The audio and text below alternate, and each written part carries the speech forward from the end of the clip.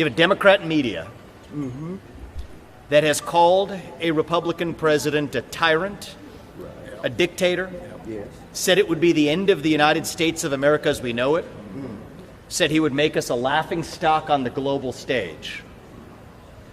And those are exact quotes, actually, of what they said about Abraham Lincoln.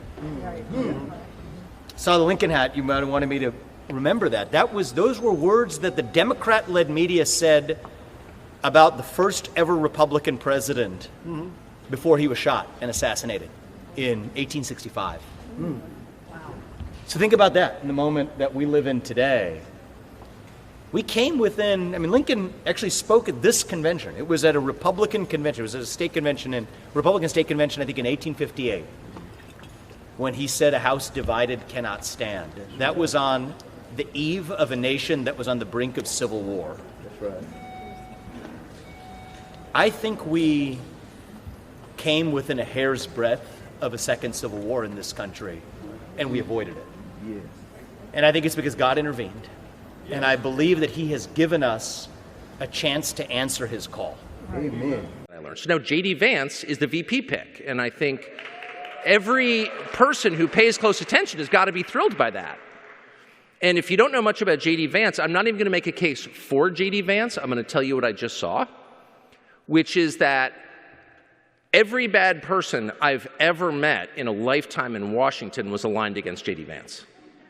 All right, guys, so we got to talk about Vivek Ramaswamy, okay? This is kind of a follow-up to the video that I made earlier today about Trump's vice presidential pick, J.D. Vance, whom I know a lot of you guys are disappointed by. But like I told you guys in my initial reaction, Trump, I think, is trying to win the election, and this, honestly, is probably the best pick that he can make in order to win the Rust Belt states. And J.D. Vance also is somebody that is friends with Vivek Ramaswamy. They are very close, which is why Vivek, when he heard about J.D. Vance becoming the vice presidential pick, he was very supportive for reasons that I think really should reassure people. Yes, good to see you again. Good to see you Great to see you here, Vivek. How does it feel that your longtime college buddy, hometown friend, you guys went to law school buddy, excuse me. How does it feel that your longtime law school buddy, J.D. Vance, has now been selected to be the vice president of the United States? Very proud of him. And I just think he is a good choice. He's an original thinker. He's America first, and I just think that that was so important in the pick. And so I'm very happy for him. And you think about President Trump. You want someone by his side that he's going to be able to trust to really get the job done. He was a fighter in the Senate. I think if there's only one negative, and I don't mean this as a negative, I mean as a compliment, is he leaves a big vacuum behind him in the Senate. But he is going to be an outstanding vice president. And I'm going to do everything I can. I think Trump Vance is probably the most formidable presidential ticket that I've seen in my lifetime, that any of us have seen in our I think it's a strong ticket. One thing I want to highlight and ask you is, I think J.D. Vance is arguably one of the biggest supporters of President Trump in the Senate, but, he has made some negative comments. I personally think that that's a strong point. I think that they can use this to show how you can go from being a Trump hater to being one of the biggest supporters of President Trump. If we want to win this election by the margin we want, we need to convince people who did not vote for Trump in 2016. I agree. And who did not vote for Trump in 20. I agree. So we as a party can't ostracize the people who didn't vote for Trump in 16 or in 20. We have to bring them in. Yeah. Because we're going to win this by the broadest margin possible. So I think that what some people may say is a negative, I think could actually be used as a positive. I agree. I think so. I'm excited about it. Me too. Thanks. JD was born in humble circumstances. He's lived the American dream as well. His wife, Usha, is somebody who's a friend of our family as well. She was also a law school classmate. I think she could be a big attribute in this campaign in reaching non-traditional voters. And even further for JD himself, he is somebody who has a unique vantage point for bringing in new voters. Here's what it is. He wasn't somebody who was a Donald Trump evangelist back in 2016. So I think that's actually it's quite the opposite. Yeah, well, I acknowledge that.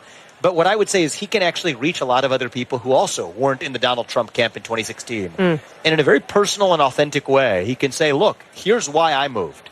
And here's why I want you to come with us as well. So I think that's... Yeah, so that is some pretty strong praise there from Vivek of JD Vance, who is somebody that he knows personally. It seems to be very personal, to be quite honest with you. I mean, he went to law school, Yale Law School with the guy. And like I told you guys, in my first video, I do think that they ideologically influence each other. I mean, JD is a very smart guy, at least from what I've heard.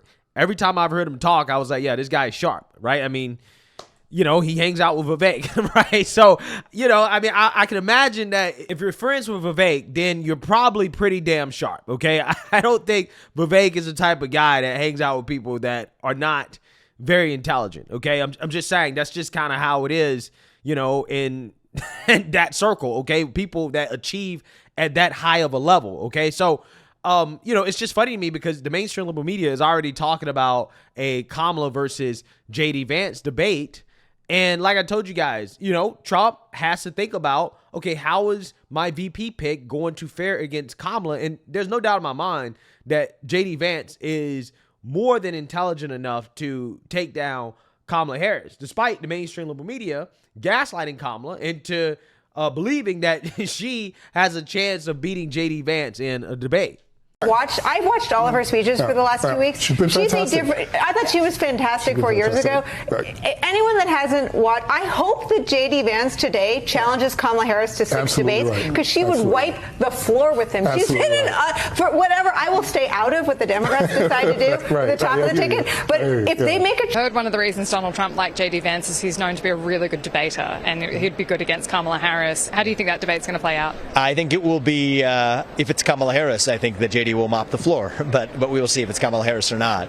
JD's thoughtful, and he's somebody who I've engaged in, a lot of thoughtful discussions on even topics where he and I don't entirely agree, but he's pushed me and I've pushed him to think about things in different ways. And that's what we need more of in our country. It's rare in our politics, and I'm rooting for more of that. So I wish him well. When it comes to this election, what do you think is going to be the one thing that really decides who wins? I think it's going to be a hunger for pride, actually. You could say the economy, you could say the border, but I think people are hungry to be proud of this country again. And whichever president is going to make you more proud of being an American, that's what people are hungry for right now more than anything. And I think right now, runaway, without question, hands down decision, that's Donald Trump. So. And we're all horrified by what happened to Donald Trump, the assassination attempt. Yeah. What are your feelings now, a few days beyond this? That fist bump was iconic, but where does America go to from here? Well, I think we live in a moment where people are hungry for national unity. I think it was a miracle that Donald Trump was not struck, and we are lucky to be given that chance. Now what are we going to do with it? And my hope is we live in a moment where we can still disagree vehemently with the left's ideology, but without seeing our fellow neighbors as our enemies. And I think we can do both of those things at once. How well we do it will determine how successful we are as a party. Yeah, so I think I agree with Vivek, okay? I think I agree with the guy who has sparred with JD Vance intellectually.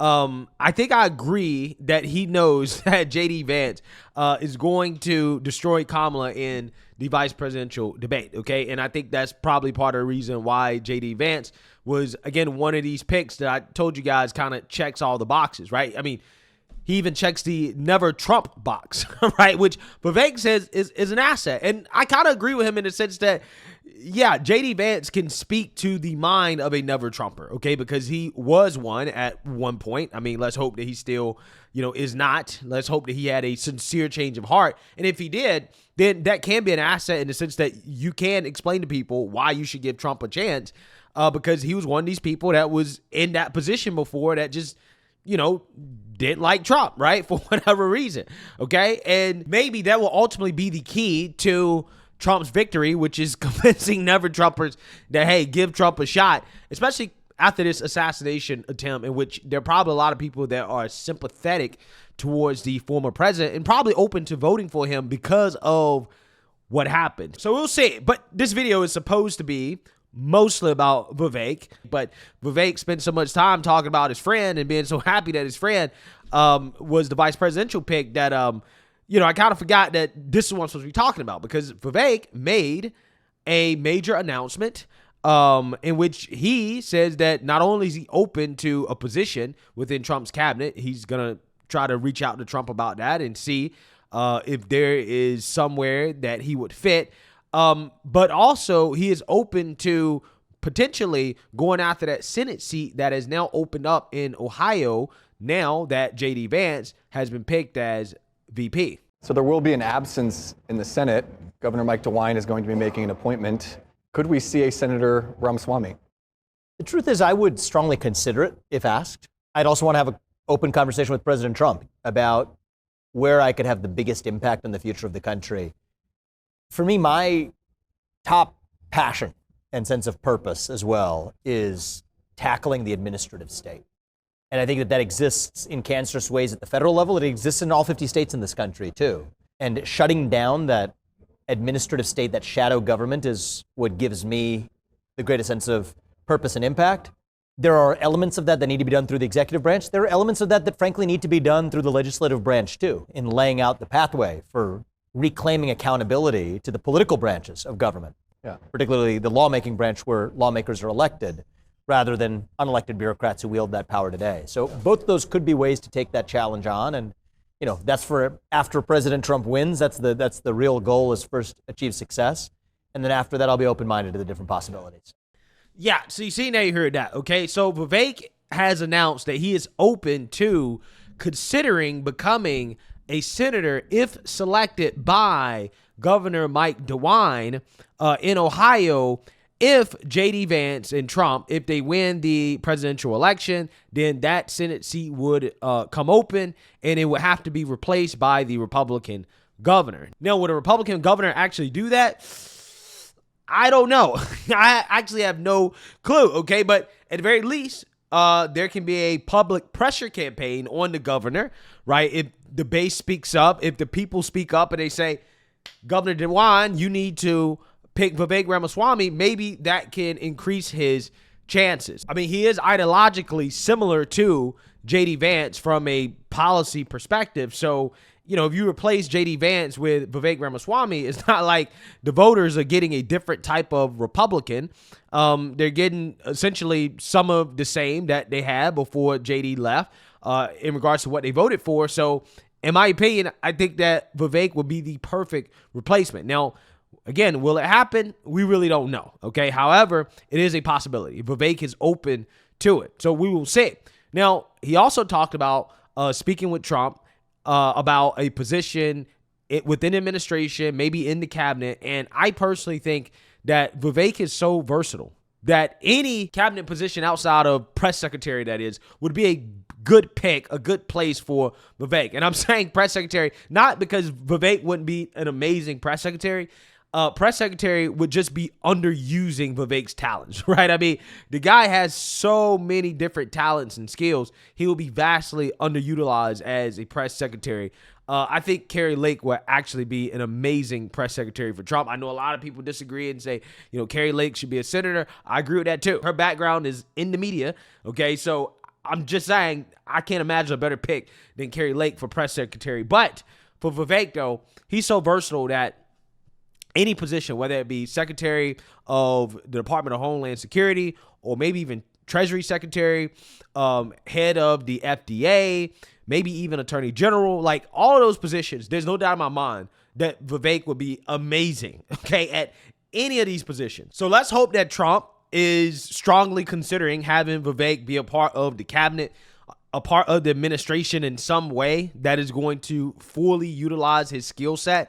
Because I think that his skill set is invaluable. I mean, listen, Trump is going to have some good picks, man. He's going to have a lot of talented people around him that he can pick.